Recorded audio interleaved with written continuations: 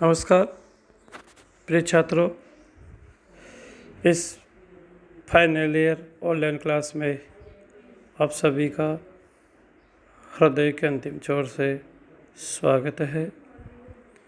मैं assistant professor Sawarmal Jat आपको बहुत साधुवाद देता हूँ एवं से निवेदन करता हूँ कि आप के ग्रुप में जो भी वीडियो या जो भी होमवर्क या जो भी आपको कुछ दिया जाए उसका पूरा का पूरा लाभ उठाने का प्रयास करेंगे।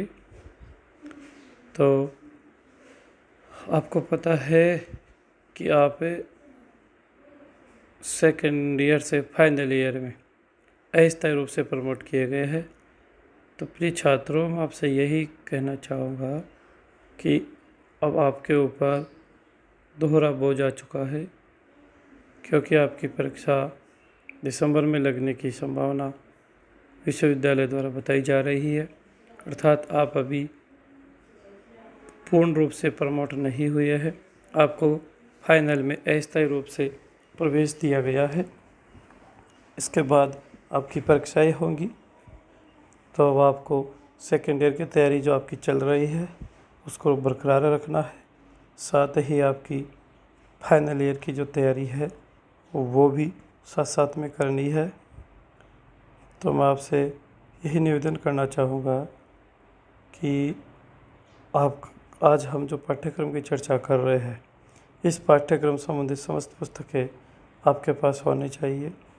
अब ये पुस्तकें आप कहाँ से लेंगे, ये आप अपने अपनी सुविधा के अनुसार आप अपने मित्रों से, अपने बड़ों से या आप क्रय करके पुस्तकों का संग्रह कीजिए, क्योंकि पुस्तक खुद के पास जब होगी, स्वयं के पास जब होगी, तो पढ़ने का एक अलग ही आनंद होता है। और उसका सबसे बड़ा जो परिलाभ है वो ये होगा, क्योंकि आप उसको बार बार पढ़ते रहेंगे तो अपना सिलेबस और अपनी जो तैयारी है वो सब कुछ भली भांति चलती रहेगी। और ये मैं आपको बताऊं कि आपका ये जो सिलेबस है ये तो बहुत ही उपयोगी सिलेबस है, बहुत जीवन में काम आने वाला सिलेबस है। आपके जैसे भगवद गीता इसमें आपको नज़र आ रही है, तो भगवद गीता जैसा सिलेबस तो आज जीवन आपके काम आएगा। ये एक बहुत ही मार्मिक और विश्व का सर्वश्रेष्ठ दर्शन कहा जाता है। तो इसका अध्ययन तो केवल आपको फाइनल पास करने के लिए नहीं है, अपितु हमें वह सब कुछ सीखने के लिए करना चाहिए जो हमारे जीवन के लिए उपयोगी है। तो आज हम इसी पाठ्यक्रम के प्रथम प्रश्न पत्र पर चर्चा कर रहे हैं। तो आप स्क्रीन पे देख रहे हैं कि आपको भारतीय दर्शन एवं व्याकरण ये स्पष्ट लिखा हुआ है। अर्थात आपके प्रथम प्रश्न पत्र में एक तो भारत की जो षड दर्शन परंपरा है उससे संबंधित सिलेबस चल रहा है, दूसरा व्याकरण का चल रहा है। उसमें भी इसको स्पष्ट कर रखा है कि श्रीमद् भगवद गीता है। देखिए 2, 3, 4 अध्याय है, 10-10 30 अंक के तीनों अध्याय दे रखे हैं। अर्थात भगवद गीता 30 अंकों की चलेगी। तर्क संग्रह है, वो भी 30 अंक की होगी। ये दोनों दार्शनिक ग्रंथ हो गए। और तीसरा जो सिलेबस है वो व्याकरण का है। व्याकरण में जो धात्वी जो आज तक हम कक्षा 6 से पढ़ते आ रहे हैं, भवति, भवतः, भवन्ति, एदते, एदते, एदन्ते, इनका जो अध्ययन है वो अब सूत्र रूप में और सिद्धि के सिद्ध करने के रूप में पढ़ेंगे। अर्थात ये भवति कैसे बना, इसकी जो मूलभूत धातु है, भू धातु से भवति कैसे हुआ, इसके बारे में हम जानेंगे। तो एक बार इस प्रकार 100 अंक का आपका पाठ्यक्रम हो गया है। उस पाठ्यक्रम में से आप सबसे पहले देखिए श्रीमद् भगवद गीता है, जिसका भाग अ है, उसमें 2 क्वेश्चन आएंगे 4 अंक का। भाग ब है, उसमें भी 2 क्वेश्चन आएंगे। तो वो हो गए 26 अंक के, इस प्रकार ये 30 अंक का हो गया है। कहने का मतलब है तीनों अध्याय में से 2 छोटे क्वेश्चन आएंगे, 4 नंबर के होंगे, और 2 बड़े क्वेश्चन आएंगे, वो 14-14 अंक के हो गए। इस प्रकार ये 30 अंक का श्रीमद् भगवद गीता का पाठ्यक्रम हो गया। उसके बाद जो तर्क संग्रह है उसमें 3 क्वेश्चन आएंगे 6-6 नंबर के, फिर 2 क्वेश्चन आएंगे, वो बड़े क्वेश्चन आएंगे 12-12, उसी में उसको डिवाइड किया जाएगा। इस प्रकार वो 30 के हो गए। व्याकरण को जो तिगंत प्रकरण उसमें छोटे क्वेश्चन 10-10 के आएंगे, उसमें जो सिद्धि है उसके सूत्र पूछे जाएंगे, और जो उसके लकार की स्थिति है वो उसमें पूछी जाएगी। तो ये आप और हम मेहनत करके इनको सीखने का प्रयास करेंगे। अब इसको भी जब आप स्पष्ट करते हो तो यहाँ नीचे देखिए श्रीमद् भगवद गीता है, तो उसमें जो प्रश्न निर्माता के लिए निर्देश दिया है, तो अपने को तो छोटे क्वेश्चनों से लेकर के बड़े क्वेश्चन के हिसाब से अध्ययन करना है। तो हम सबसे पहले आपको श्रीमद् भगवद गीता का अध्ययन करवाएंगे, और इसी को लेकर के हम आगे बढ़ेंगे। तो मैं आपसे यही निवेदन करना चाहूँगा कि श्रीमद् भगवद गीता आप जल्द से जल्द कहीं से भी इधर उधर से या क्रय करके आप अपने पास उपलब्ध रखिए, फिर उसको पढ़ने का प्रयास कीजिए। फिर यदि आप पढ़ कर के जो हम आपको वीडियो उपलब्ध करवा रहे हैं उससे यदि पढ़ने का प्रयास करते हैं तो आपको वो अच्छी तरह समझ में आ जाता है। वीडियो को भी आप एक बार नहीं, कम से कम 2-3 बार उसको सुनिए, समझिए, उसके बाद फिर अपनी पुस्तक से पढ़िए। तो मैं समझता हूँ कि आपका अध्ययन फलित हो जाएगा, और इसका प्रतिफल आपको एक तो अच्छी परसेंटेज बनाने में मिलेगा, इसके बाद आगे आपके जीवन में काम आएगा। तो श्रीमद् भगवद गीता आपको इसका छोटा सा परिचय आपको आज बता रहा हूँ, और फिर हम अगले वीडियो में अध्याय 2 से इसका प्रारंभ करने जा रहे हैं।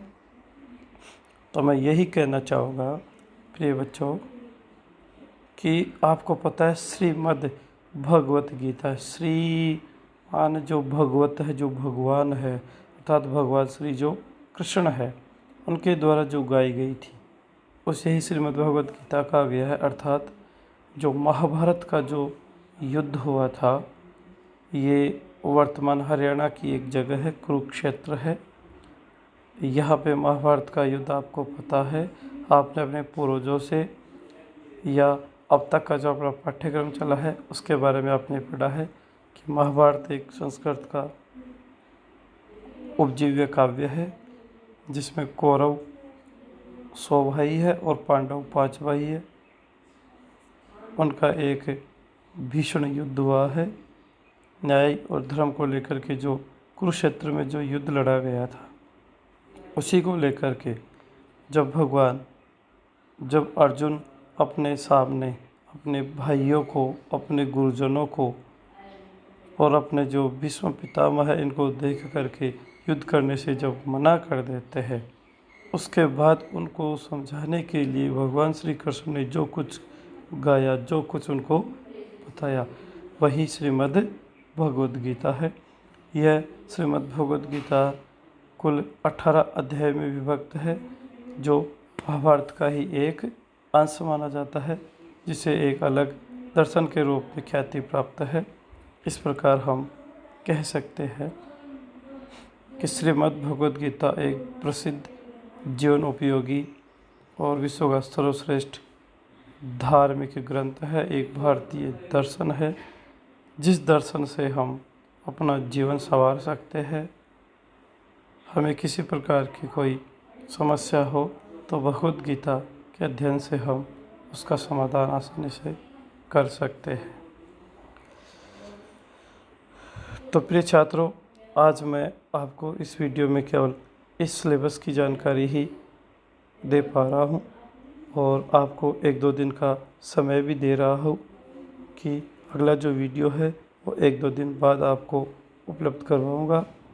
जब तक आपका ये कर्तव्य है, मैं आपसे ये निवेदन करता हूँ कि आप श्रीमद् भगवद गीता की पुस्तक अपने पास उपलब्ध रखिए, क्योंकि इसके अध्ययन के बगैर अपना काम नहीं चल पाएगा। और आपको पता ही है कि आप दोहरी जिम्मेदारी निभा रहे हैं, साथ साथ में आपको जो भी वक्त मिले उसको सेकेंड ईयर की तैयारी भी रखनी है, क्योंकि आपको परीक्षा देनी है। दिसंबर तक आपकी परीक्षा हो सकती है। ठीक उसी प्रकार ये सिलेबस भी अपने को पढ़ना है, क्योंकि फिर तुरंत स्थितियों के अनुसार अपनी अगली फाइनल की परीक्षा भी होगी।